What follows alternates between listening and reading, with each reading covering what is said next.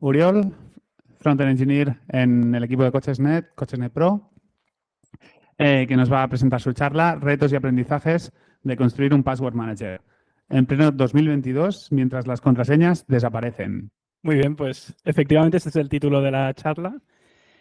En 2022 decidí implementar un gestor de contraseñas, cuando ya se empezaba a hablar de passkeys y de alternativas a las contraseñas, alternativas más modernas. Entonces, en esta presentación me gustaría compartiros algunos aprendizajes, algunos retos que he tenido que afrontar al desarrollar este tipo de aplicación, cómo lo he hecho con tecnologías frontend y, bueno, en general compartiros un poco la experiencia. Antes de empezar, yo soy Uriol Egea, trabajo en el equipo de profesionales de CochesNet. Y en mi tiempo libre, entre otras cosas, me gusta mucho de inventar la rueda y este, entre otras cosas, es uno de los motivos por lo que he hecho este tipo de aplicación.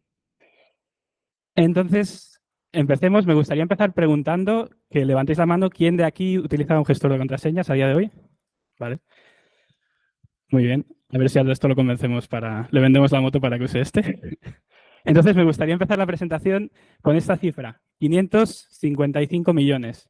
555 millones es el número de contraseñas que se expusieron en la Dark Web de 2017 a 2020, ¿vale? Según este informe de este sitio. Entonces, ¿qué problemática nos encontramos? Nos encontramos con que repetir contraseñas en distintas aplicaciones, que es una práctica bastante habitual, nos expone, nos hace vulnerables a que en el caso de que esta contraseña acabe expuesta en algún lugar, pues pueda aprovecharse para ser utilizada en otro lugar. Por tanto, debemos evitar repetir contraseñas y al mismo tiempo debemos utilizar contraseñas robustas. Y esto es lo que viene a solucionar un gestor de contraseñas como tal. Entonces, yo os voy a compartir el proceso de la creación de este tipo de aplicaciones y lo voy a hacer como en 3 fases. Os voy a hablar un poco de la historia que me llevó a plantearme hacer este tipo de aplicaciones. Os voy a hablar, vamos a alinearnos un poco con algunos conceptos básicos de criptografía para estar todos en la misma página.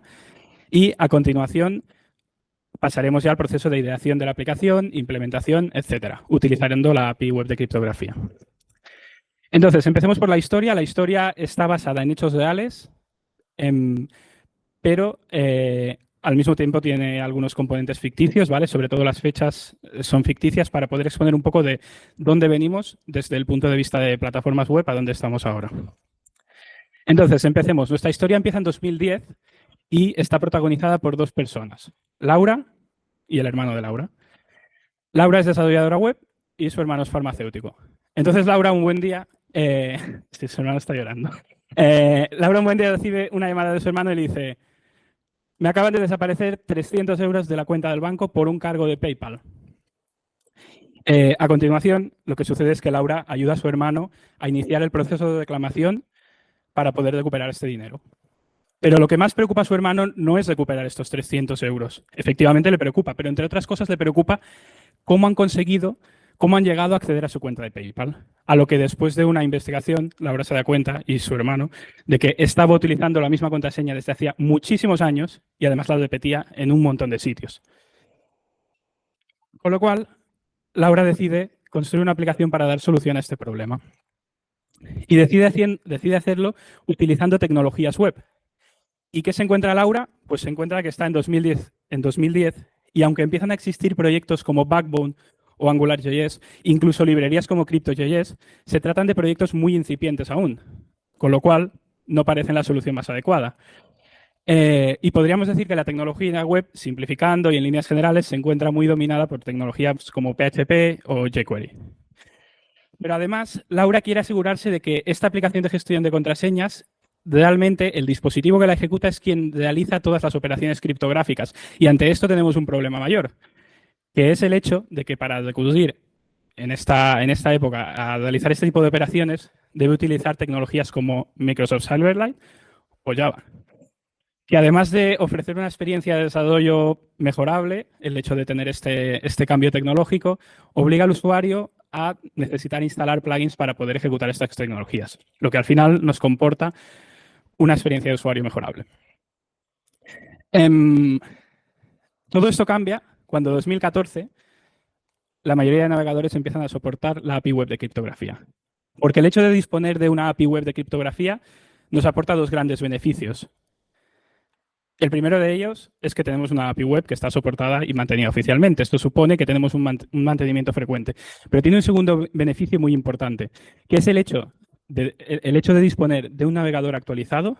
Por ese simple hecho, tenemos un entorno potencialmente seguro. Los algoritmos, que siempre y cuando sean algoritmos seguros, los algoritmos que vayamos a utilizar nos garantizarán un entorno potencialmente seguro. Entonces pasa el tiempo y Laura, en 2022, decide empezar este proyecto. ¿Y por qué en 2022 cuando ya empezamos a oír de tecnologías como Passkeys? Pues porque en 2022 la API web de criptografía es una API ahora madura, documentada, con muchos ejemplos disponibles, porque para donde no llegue la API web podemos acudir a tecnologías como WebAssembly y podemos, por ejemplo, ejecutar OpenSSL directamente en el navegador. Y porque a día de hoy, aunque empieza a hablarse de tecnologías como Passkeys, un gestor de contraseñas, lo hemos visto al principio, soluciona un problema existente. Entonces la pregunta es ¿por qué no? Y ante esta pregunta, la respuesta es pongámonos manos al código. Entonces, empecemos por ahí y hablemos de criptografía. Un breve disclaimer. Yo no soy un experto matemático, a mí me gusta aprender, me gusta utilizar las APIs y yo intento siempre intentar conocer qué algoritmos son seguros, qué algoritmos no son aconsejables y qué buenas prácticas hay que poner en marcha cuando se hacen este tipo de aplicaciones. Y segundo punto de disclaimer, aquí por cuestiones de tiempo se simplifican y se obvian algunos conceptos, ¿vale? Empecemos. Vamos a hablar de tres conceptos principales de criptografía, ¿vale? Vamos a hablar de criptografía de extremo a extremo y de cifrado simétrico. Si empezamos por la criptografía y nos vamos a la definición que encontramos en Wikipedia, encontramos que la criptografía es la práctica y el estudio de técnicas para securizar información. ¿Cómo podemos bajar esta definición a algo más concreto? La criptografía, entre otros usos, pues nos permite, por ejemplo, cifrar mensajes. Nos permite garantizar la integridad de un mensaje, asegurarnos de que lo que hemos recibido en un momento concreto es efectivamente íntegro, es el conjunto de datos que querían enviarnos. Y, entre otras cosas, nos permite también asegurar el nodo de repudio de un emisor. Sobre todo, cuando hablemos de un gestor de contraseñas, nos vamos a centrar en la parte de cifrado de datos, ¿vale? Y para esto, lo vamos a ver a continuación, vamos a utilizar claves de cifrado. Entonces, utilizamos el cifrado para securizar datos, para cifrarlos y asegurarnos que un tercero no autorizado no puede leerlos. Vamos a hablar de lo que es el cifrado de extremo a extremo. El cifrado de extremo a extremo podríamos definirlo como un patrón de diseño, ¿vale? Es un patrón de diseño en el cual las operaciones de cifrado y descifrado se realizan en los dispositivos del cliente. ¿Qué significa esto? Pues que solo estos dispositivos, imaginemos una situación en la que tenemos un emisor de datos y un receptor, ¿vale? Puede haber varios participantes. Pues en esta situación, solo el emisor de datos y solo el receptor van a tener disponibles estas claves de cifrado y van a ser ellos quienes hagan estas operaciones de cifrado. Los intermediarios, como puede ser proveedor de Internet, proveedor de servicios, administración de servicios, no va a tener acceso a las claves y, por tanto, no va a poder leer el contenido. Así que si tuviéramos que simplificarlo mucho y el lenguaje que utilizamos en nuestro día a día, podríamos simplificarlo y resumirlo diciendo que el cifrado end-to-end es un patrón de diseño en el que estas operaciones de cifrado suceden en el frontend, ¿vale? Hablando de forma simplificada. Veámoslo con un ejemplo, ¿vale? Imaginémonos que Laura, nuestra protagonista, quiere enviarle un mensaje a través de WhatsApp a su hermano. Vale, pues ¿cómo va a ser la secuencia para enviar este mensaje? Laura es la persona que tenemos a la izquierda de todo. Al momento de enviar el mensaje, este mensaje va a ser cifrado en su propio dispositivo móvil por la aplicación de WhatsApp. Se va a enviar a través del servidor de WhatsApp, lo va a recibir su hermano y va a ser su hermano quien lo descifre y quien pueda leerlo. Este servidor que tenemos en medio y toda la infraestructura, equipo de personas, etcétera, que ello conlleva, no va a poder tener acceso a este mensaje en cuestión. De aquí, y esto es más una curiosidad, ¿de aquí quién utilizaba WhatsApp antes de 2016? Sí, lo utilizábamos todos mayoritariamente, yo también. Hasta 2016 WhatsApp no incorporó el cifrado de extremo a extremo. Eso significa que hasta 2016 toda la gente que estaba ahí en medio podía leer nuestros mensajes. Vale, hablemos ahora de cifrado simétrico. Muy rápidamente. ¿Qué es el cifrado simétrico? Es una tipología de algoritmos de cifrado, ¿vale? En el cual utilizamos una única clave, tanto para cifrar el contenido como para descifrarlo. Por lo cual, de esto entendemos que si nos encontramos en una situación en la que tenemos un emisor y un receptor, que no tiene por qué ser así, pero en esta casuística, ambos deben conocer esta clave de cifrado, porque utilizamos una única clave para cifrar y descifrar.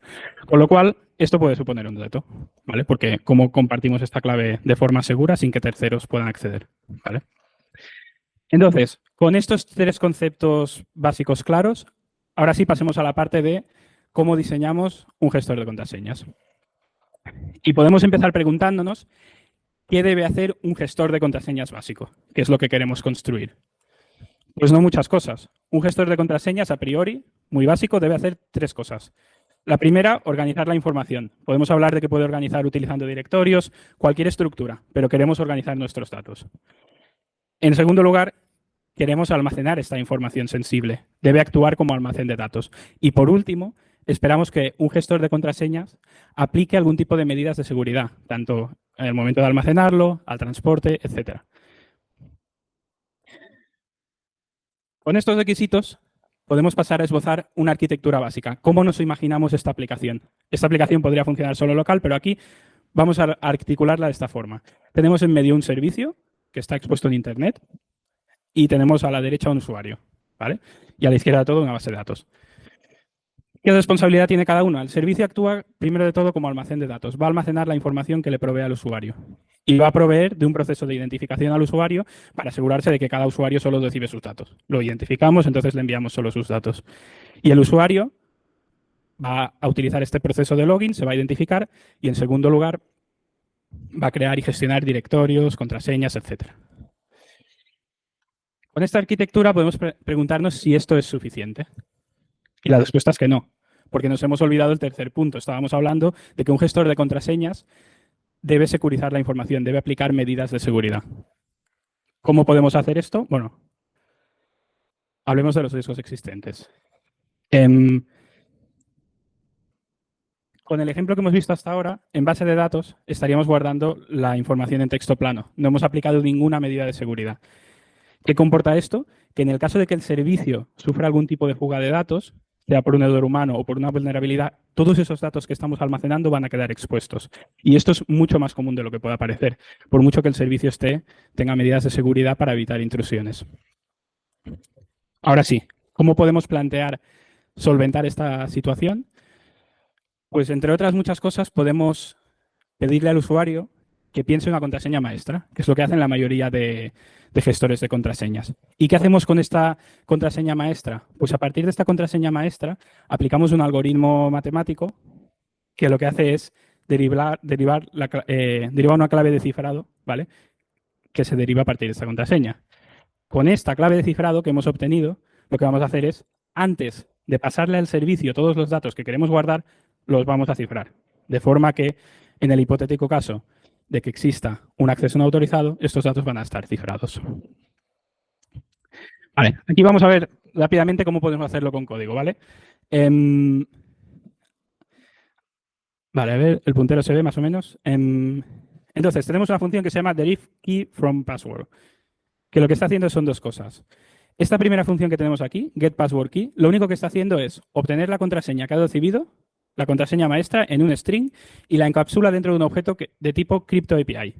¿Vale? Aquí tiene algunos parámetros de configuración. Aquí le estamos indicando, por ejemplo, el algoritmo que después utilizaremos de derivación de claves, que en este caso es PBKDF2. ¿Vale? Pero en esencia esto aún no contiene una clave de cifrado. Es un objeto tipo CryptoAPI que va a contener la misma clave en texto plano que ha indicado el usuario, la misma contraseña. Y este segundo método es el que va a recibir este objeto CryptoAPI que hemos inicializado y le vamos a decir, a través de la API de criptografía web, deriva una clave, invocamos al método deriveKey, le vamos a indicar en este primer bloque que tenemos aquí, este primer objeto que tenemos ahí, lo que está indicando es qué algoritmo nuevamente de derivación de claves estamos utilizando y la contraseña que vamos a... y la configuración que vamos a indicar. A continuación le indicamos cuál es el objeto cripto, el objeto de la clave que hemos obtenido a través de este primer método. Y por último, indicamos el tipo de clave que queremos obtener que determina el algoritmo de cifrado que utilizaremos a continuación. ¿Vale? Aquí me he dejado dos conceptos que los veremos ahora, ¿vale? Me he dejado estos dos parámetros, no hemos hablado de ellos, del salt y del usage, lo veremos ahora. ¿Cómo invocamos a esta función? Lo primero de todo que necesitamos construir es un salt, ¿vale? La mayoría de algoritmos criptográficos, o muchos de ellos, tienen un problema. Y es que si le damos dos entradas parecidas o dos entradas idénticas, pueden producir o resultados parecidos que tengan similitudes o resultados idénticos. Lo que significa que si alguien utiliza la misma contraseña, la clave que se va a utilizar para cifrar es la misma. Para evitar esto, lo que introducimos valores aleatorios, ¿vale? En este caso estamos generando un salt de 16 bits y le vamos a decir que vamos a generar una clave con esta contraseña, hola mundo 123, con este salt, y la vamos a utilizar para descifrar y para cifrar. Y esto nos da, a su vez, un objeto CryptoKey, pero esta vez este objeto ya podemos utilizarlo para cifrar. Vale, entonces, ¿cómo ciframos contenido? Pues ya tenemos la clave derivada de la contraseña. Y a continuación lo que hacemos es, si os fijáis en esta función, quizá lo más importante es este primer bloque que tenemos aquí. ¿Vale? En este primer bloque estamos llamando al método encrypt de la API de criptografía web y le estamos indicando que queremos, a través del algoritmo de cifrado AES-GCM, ¿vale? Con este vector de inicialización, que lo vemos ahora, y esta clave, que es la que acabamos de derivar, queremos cifrar este contenido, que es un string. Esto nos va a dar un resultado y lo que estamos haciendo en estas líneas posteriores es agrupar. En primer lugar, vamos a construir un buffer y en este buffer vamos a incluir en la primera posición el salt, que hemos generado aleatoriamente antes. A continuación, vamos a incluir el vector de inicialización y a continuación incluimos el resultado del contenido cifrado. Esto lo hacemos porque de la misma forma que el salt y el vector de inicialización nos están generando aleatoriedad cuando ciframos datos, los necesitamos después para poder descifrar el resultado. ¿Vale? Entonces, lo incluimos todo en un mismo buffer y lo ciframos en base 64. Y ahí tenemos nuestro resultado. Sin entrar en mucho detalle, pequeña diferencia entre salt y vector de inicialización. El salt se combina directamente con el contenido que vamos a cifrar para evitar que el mismo contenido cifrado dos veces genere el mismo resultado. Y el vector de inicialización pretende dar respuesta a un problema similar, ¿vale? Pero que lo que hace es configurar cómo actúa el algoritmo de cifrado, ¿vale? Sin entrar en mucho detalle porque tampoco lo conozco en detalle. Pero... Vale, entonces, ¿cómo utilizamos esta función? Pues nuevamente generamos un vector de inicialización de forma aleatoria y le indicamos que queremos cifrar este texto con este salt, este vector de inicialización y con la clave que hemos derivado antes. Y esto nos devuelve un string base 64 con el contenido cifrado. ¿Cómo desciframos? Aquí ya empezamos a ver ciertos patrones, ¿no? En la forma de invocar a los métodos, siempre le indicamos primero de todo los algoritmos que estamos utilizando. Entonces, pues invocamos al método de crypt, pasándole el algoritmo a SGCM con el vector de inicialización, clave de cifrado y la información que queremos, que teníamos cifrada y que queremos descifrar. ¿Cómo invocamos esto? Teníamos un string en base 64 donde lo habíamos guardado todo, ¿no? Entonces, lo primero que tenemos que hacer es generamos a partir de este base 64, generamos un buffer y de ahí nos vamos quedando. Los 16 primeros bits van a corresponder al sal, los 12 siguientes bits van a corresponder al vector de inicialización y el resto sabemos que se trata de los datos cifrados. Si todo esto, una vez extraído, se lo pasamos a esta función, el resultado que obtenemos es el texto que inicialmente hemos cifrado. Vale, esto es una implementación muy básica, pero podríamos preguntarnos si esto es suficiente para un gestor de contraseñas. Y la respuesta es, depende. Vamos a ver qué opciones puede tener un hipotético adversario cuando intente romper este tipo de seguridad. Lo que hemos hecho hasta ahora, tenemos ahí a Laura y tenemos al adversario a la derecha. Lo que hemos hecho hasta ahora, Laura tenía una contraseña. A esta contraseña le ha aplicado el algoritmo de derivación. Esto le ha dado una clave de cifrado y con esta clave de cifrado y un algoritmo de cifrado, en este caso es GCM, ha obtenido un resultado, un texto cifrado, ¿vale? El proceso para descifrar es muy similar. Entonces, ¿qué va a hacer un adversario que se ha colado en el servidor y quiere descifrar todos los datos? Pues tiene varias opciones. Puede utilizar ataques de diccionario, puede utilizar ataques de fuerza bruta, pero lo que va a intentar es adivinar qué contraseña maestra se ha utilizado. Va a aplicar el mismo algoritmo con la misma configuración. Esto le va a dar una clave de cifrado y la mayoría de veces se equivocará. Pero si esta contraseña maestra que ha utilizado el usuario no es robusta, en un momento concreto tiene muchas posibilidades de introducirla, sea por diccionario, sea por fuerza bruta, y esto hipotéticamente le va a dar acceso a los datos cifrados. Aquí, para que os hagáis una idea de cómo se traduce esto en la vida real en los gestores de contraseñas que ya podemos utilizar, en algunos de ellos. Si utilizamos una contraseña débil, el coste que estima OnePassword que puede requerir romperla oscila entre los $770. Si utilizamos una contraseña robusta, el coste que puede comportar son 14.000 billones de dólares. Es una diferencia muy importante para alguien que pretenda atacarnos. Entonces, podemos concluir que un sistema es robusto dependiendo de los recursos que cueste comprometerlo y romperlo. Y también aquí un dato importante. Esto es, esta fuente de información viene de OnePassword, está publicada en enero de 2023. Los avances de hardware constantemente lo que provocan es que esto se acorte, que necesitemos menos tiempo, menos recursos computacionales para romper estos algoritmos, con lo cual esto hay que ir revisándolo.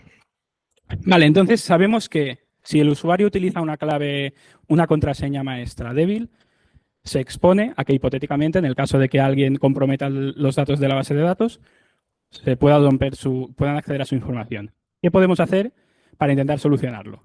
Pues lo primero que podemos hacer y lo más fácil es solicitar contraseñas seguras. Si le pedimos unos requisitos mínimos en su contraseña maestra, vamos a evitar, en cierta forma, las contraseñas débiles.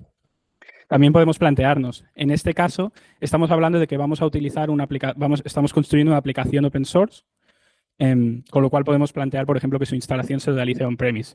Si tú quieres utilizar este servicio en el cloud, te lo has de instalar tú mismo. Aquí estamos hablando de una aplicación open source, de momento no estamos vendiendo un servicio, con lo cual, si distribuimos la aplicación en diversos puntos, no tenemos un único punto de fallo y los ataques han de ser más dirigidos y menos globales. Y por último, y esto es una sugerencia, ¿vale? Aquí podríamos empezar a discutir muchísimas capas de seguridad que queramos aplicar, pero utilizando el mismo algoritmo que hemos utilizado hasta ahora, podemos darle al usuario una clave generada aleatoriamente. ¿Qué significa esto? El usuario tiene hasta ahora una contraseña maestra y le vamos a aportar, cuando se registre, le vamos a entregar una contraseña, una clave descifrado generada aleatoriamente.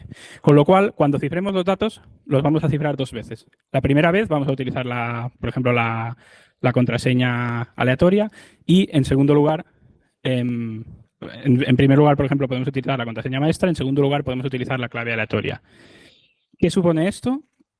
Tiene un beneficio muy importante, que es que intentar romper una clave generada aleatoriamente, que no se deriva de una contraseña, es mucho más difícil. El coste, de la misma forma que romper una contraseña fuerte es muy difícil, el coste de romper una clave generada aleatoriamente es muy difícil. ¿Qué puntos contrarios tiene? Pues que estamos deteriorando la experiencia de usuario, porque esta clave aleatoria vamos a tener que solicitársela en algún momento. No la vamos a guardar en servidor porque si no estaríamos nuevamente comprometiendo el servicio. Entonces, esta clave la va a guardar el usuario y por tanto se la vamos a tener que pedir. Idealmente cuando acceda por primera vez al servicio con un nuevo dispositivo. Pero ahora es más difícil acceder al servicio con un nuevo dispositivo. Y en segundo lugar, perder la clave aleatoria, al igual que la contraseña maestra, comporta perder el acceso al servicio. Vale, y aquí ya muy rápidamente, ¿cómo generamos una clave aleatoria? En este caso utilizando el mismo algoritmo, AES-GCM de 256 bits. Pues de forma muy similar a como lo estábamos haciendo, de hecho más sencillo, porque tenemos que llamar al método GenerateKey, le indicamos el algoritmo, que es AES-GCM, queremos que la clave sea de 256 bits. El siguiente parámetro, que es un booleano, nos está indicando si esta clave se puede exportar o no. Esto lo utilizamos, en este caso está true, porque queremos exportarla en algún momento a través de un JSON para que el usuario pueda guardársela. Y nuevamente los usos. Queremos utilizarla para cifrar y para descifrar. Algunas conclusiones finales.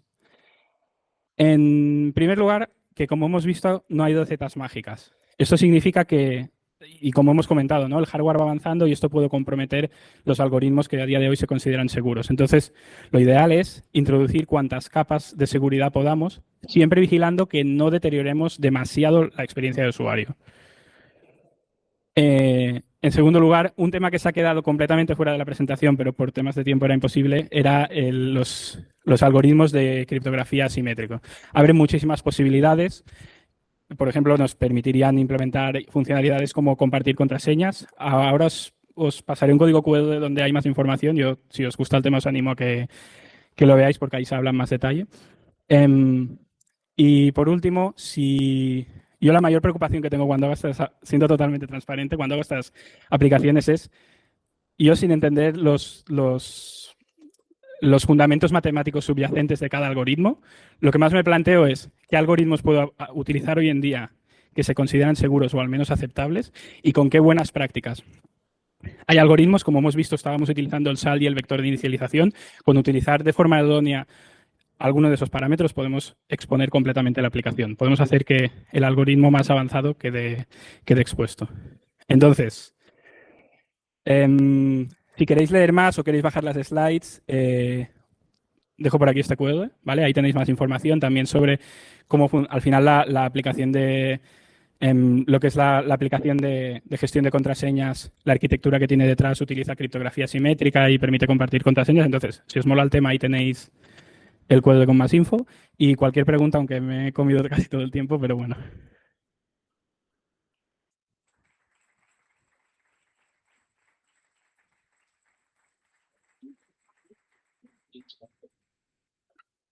Gracias, Riol. ¿Alguna pregunta desde el público aquí?